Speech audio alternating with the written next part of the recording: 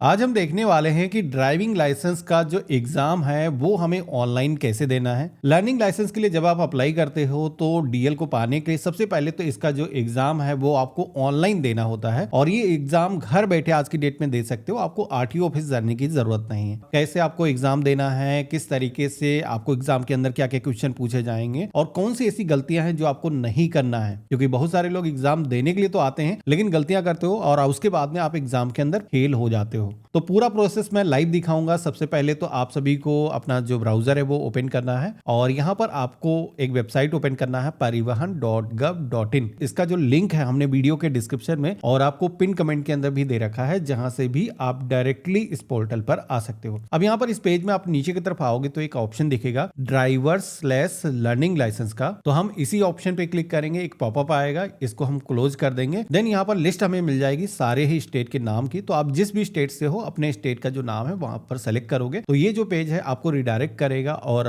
आप अपने स्टेट के परिवहन डिपार्टमेंट की वेबसाइट पर आ जाओगे। आरटीओ डिपार्टमेंट ने बहुत सारी सर्विसेज ऑनलाइन कर दी हैं, उनमें से लर्निंग लाइसेंस को भी बनाने का जो काम है वो ऑनलाइन कर दिया गया है। ई-केवाईसी करके आप घर बैठे डीएल बना सकते हो। तो हम यहाँ पर इसको क्लोज करेंगे। अब इसका टेस्ट हमें देना है, तो टेस्ट देने के लिए मेनू के सेक्शन में पहला ही ऑप्शन आपको मिल जाता है लर्नर लाइसेंस का। तो हम इस ऑप्शन पे क्लिक करेंगे तो हमारे सामने कई सारे ऑप्शन आएंगे, जिसमें कि इससे पहले हमने बताया था कि जैसे कि टेस्ट के अंदर अगर आप बैठने जा रहे हो तो हमने पहले ट्रेनिंग आपको कराई थी। लास्ट वीडियो जो है वीडियो के डिस्क्रिप्शन में मैं दे दूंगा, जिन लोगों ने नहीं देखा उस वीडियो को जरूर देख लेना। हम यहाँ पर डायरेक्टली अपना एग्जाम देने वाले हैं, तो इसके लिए ऑनलाइन एलएल टेस्ट इंस्टॉल ये वाला जो ऑप्शन मिलेगा इसी वाले ऑप्शन पे आपको क्लिक करना है। तो हमने क्लिक किया है। अब यहाँ पर लर्निंग लाइसेंस का एप्लीकेशन नंबर यहाँ पर मांगा जा रहा है, तो अप्लाई करते वक्त जो नंबर हमें मिला था वो हम दर्ज करेंगे। कैप्चा कोड यहाँ पर हम सेम दर्ज करेंगे और सबमिट के ऑप्शन पे क्लिक करेंगे। तो यहाँ पर पहले क्या होता था कि आप सभी से पासवर्ड इंटर करने के लिए बोला जाता था और आपका जो है एग्जाम यहीं पर स्टार्ट हो जाता था। लेकिन अभी इसके अंदर एक बहुत बड़ा चेंज हुआ है और चेंज ये हुआ है कि पहले क्रोम ब्राउजर से एग्जाम हो जाता था, जिससे कि आप अपने मोबाइल फोन से ही एग्जाम दे पाते थे। लेकिन अभी ये जो एग्जाम है देने के लिए आपके पास में पीसी होना चाहिए, यानी कि लैपटॉप कोई होना चाहिए जिसमें कि कैमरा हो, यानी कि वेब कैम हो और माइक होना चाहिए। अब यहाँ पर ये जो है सॉफ्टवेयर डालने के लिए बोला जा रहा है, जैसे कि आप देखोगे कि click here to download smart lock ये ऑप्शन दिया गया है। जैसे आप क्लिक करोगे तो एक सॉफ्टवेयर यहाँ पर डाउनलोड करने का ऑप्शन आएगा, जिसको आप सेव करोगे और डाउनलोड होने के बाद में इसको रन करोगे तो नेक्स्ट करते हुए जाना है। तो ये एक सॉफ्टवेयर इंस्टॉल होगा आपके पीसी के अंदर। बेसिकली एक ब्राउजर है जो हमने यहाँ पर इंस्टॉल किया है, आपको दिखाता हूँ। जैसे कि हमने फिनिश के ऑप्शन पे क्लिक किया तो डेस्कटॉप पर एक आइकन आ जाएगा स्मार्ट लॉक का, तो यहाँ पर आपको इसी ऑप्शन पे क्लिक करना है। आप क्लिक करोगे तो यहाँ पर स्टार्ट एप्लीकेशन का ऑप्शन आएगा, जिसपे आप क्लिक करोगे तो यहाँ पर टेस्ट देने के लिए आप सभी से आपका जो एप्लीकेशन नंबर है मांगा जाएगा। कैप्चा कोड दर्ज करोगे, सबमिट करोगे और इसके बाद में आप देखोगे कि यहाँ पर कैमरे की जो परमिशन है वो अलाउ करने का ऑप्शन आ चुका है। तो जैसे कि मैंने बताया था कि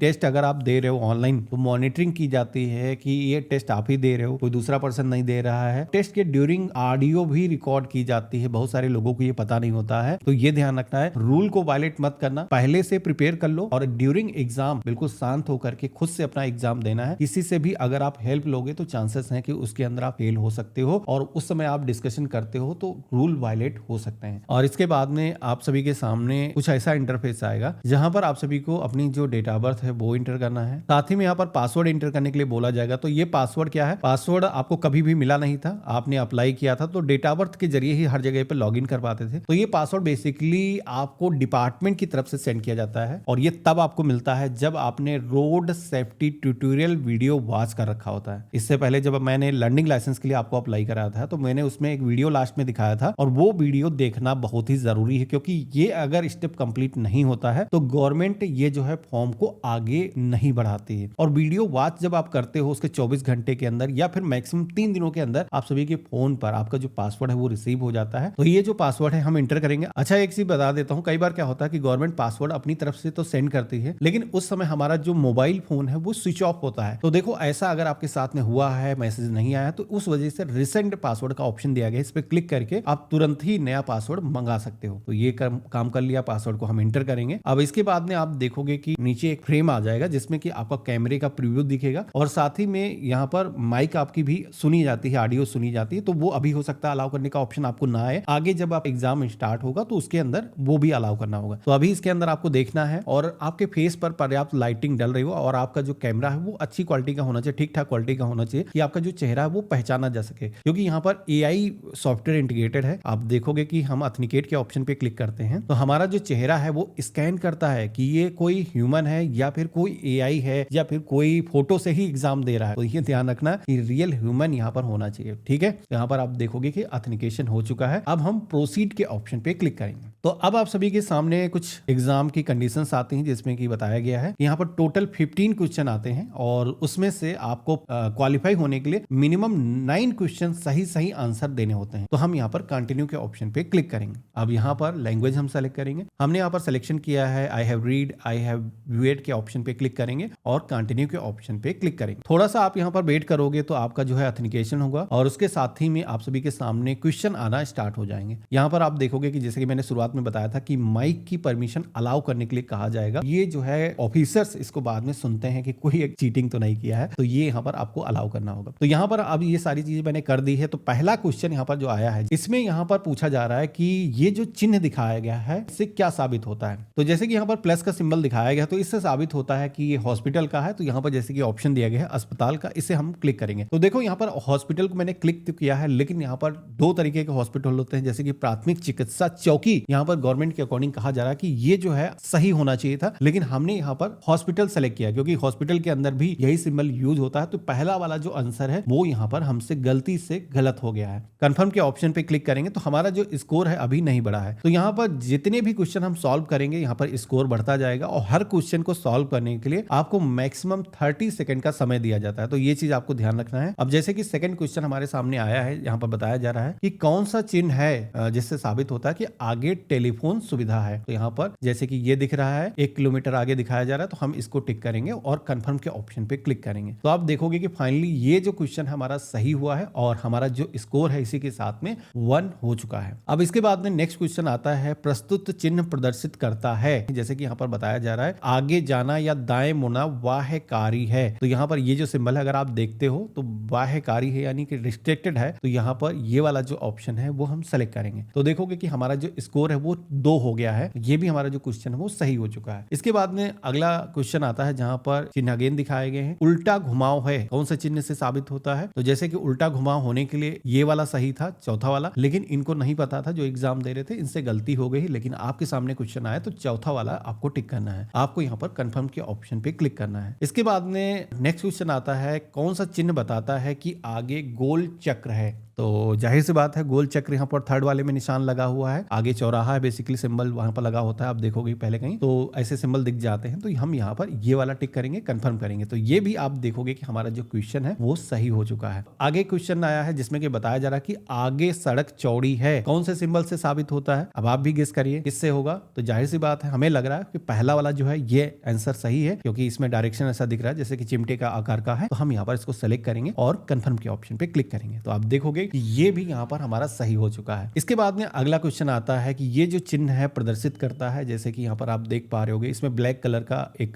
सिंबल यहाँ पर दिखाया गया है जिसमें कि एक तरफ दाईं तरफ रास्ता यानी कि राइट की तरफ एक रास्ता दिखाया गया है जिसमें कि ये वाला जो ऑप्शन है सेकंड वाला सही होना चाहिए था, लेकिन जो एग्जाम दे रहे थे इनको समझ में नहीं आया, इनको पता नहीं था, तो इस वजह से इन्होंने इसमें गलती कर दी। इसकी वजह से आप देखोगे कि अभी भी हमारा स्कोर 4 ही है। अब हमारे सामने अगला क्वेश्चन आता है, पूछा जा रहा है किसी भी दुपहिया वाहन पर 2 से ज्यादा व्यक्ति अगर सवार हैं तो ऐसे में क्या कहा जाएगा। तो आपको क्या सही लग रहा है। देखो किसी भी कंडीशन में 2 से ज्यादा बाइक पे अगर लोग चलते हैं तो वो गलत माना जाता है, कानून के हिसाब से वो गलत है। तो हम यहाँ पर सेकंड वाला जो ऑप्शन है इस पर टिक करेंगे। तो ये भी देखोगे कि आंसर हमारा सही हो चुका है। अब इसके बाद में नेक्स्ट क्वेश्चन आता है जहां पर क्वेश्चन में पूछा जा रहा है किसी वाहन को ओवरटेक करने से पूर्व यह सुनिश्चित किया जाना चाहिए, किया जाना चाहिए। अब आप बताइए क्या इसमें सही होगा। मुझे लग रहा है कि सेकंड वाला सही होगा। आगे का रास्ता पूर्णतया दृष्टिगत हो यानी कि दिखाई पड़ रहा हो तभी सुरक्षित होता है ओवरटेक करना। तो हम इस पे क्लिक करेंगे। ये भी आंसर हमारा सही हो चुका है और इसी के साथ में आप देखोगे कि हमारा जो स्कोर है वो 6 हो गया है। इसके बाद में नेक्स्ट क्वेश्चन आया है जहां पर पूछा जा रहा है कि वाहन की बीमा की वैधता होती है, कितने दिन होती है। तो देखो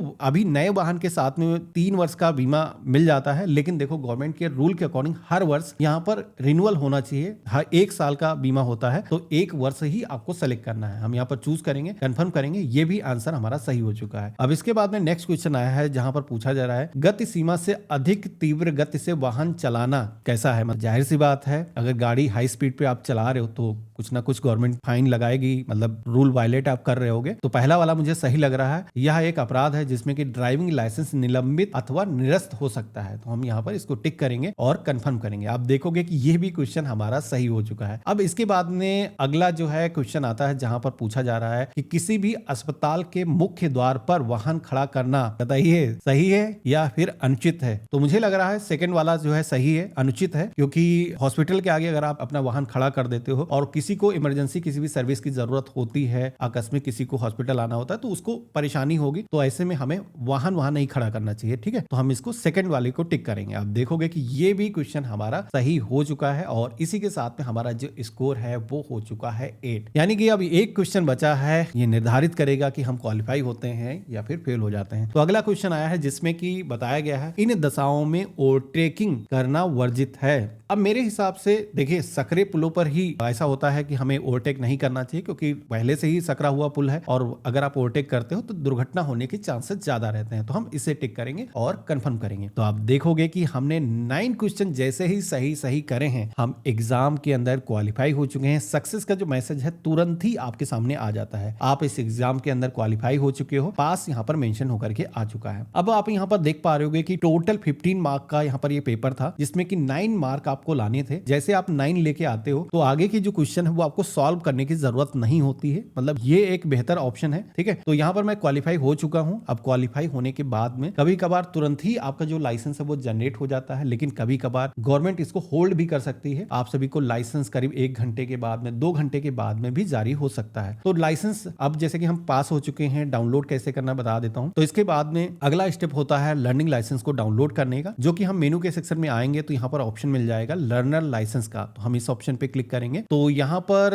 अब आप सभी को डाउनलोड करना है, तो इसमें ऑप्शन दिखेगा print learner licence form number 3। तो हम इसको सेलेक्ट करेंगे और प्रोसीड के ऑप्शन पे क्लिक करेंगे। तो यहाँ पर लर्नर लाइसेंस आप एप्लीकेशन नंबर के जरिए डाउनलोड कर सकते हो, मोबाइल नंबर के जरिए डाउनलोड कर सकते हो, या फिर लाइसेंस नंबर यूज करके। तो जैसे कि एप्लीकेशन नंबर हमें पता है जिसके जरिए हमने एग्जाम दिया था, वो हम यहाँ पर एंटर करेंगे और अपनी जो डेट ऑफ बर्थ है यहाँ पर सबसे पहले ईयर, मंथ और डेट को चूज कर लेंगे और कैप्चा कोड जैसा है सेम वैसे ही आपको एंटर करना है और सबमिट के ऑप्शन पे क्लिक करना है। यहाँ पर आपके फोन पर एक वेरिफिकेशन के लिए ओटीपी जाएगा, वो आप यहाँ पर दर्ज करोगे, सबमिट करोगे तो आप देखोगे कि हमारा जो लाइसेंस है वो यहाँ पर डाउनलोड हो चुका है। हम ओपन करेंगे तो यहाँ पर आप देखोगे कि इस पर सारी इंफॉर्मेशन मेंशन करी गई है। ये एक लर्निंग लाइसेंस है। यहाँ पर आप देख पा रहे होगे कि हमारा जो लर्नर लाइसेंस नंबर है ये इस पर मेंशन किया गया है और ये लर्नर लाइसेंस नंबर आपको जरूरत पड़ेगी जब आप परमानेंट लाइसेंस के लिए अप्लाई करोगे। तो ये जो लाइसेंस नंबर है उसके अंदर डलेगा, बगैर इसके आप परमानेंट लाइसेंस यानी कि जो मेन लाइसेंस होता है, जो प्लास्टिक का पीवीसी कार्ड आता है 10 से 15 साल जिसकी वैलिडिटी होती है, डिपेंड करता है आपकी एज क्या है। तो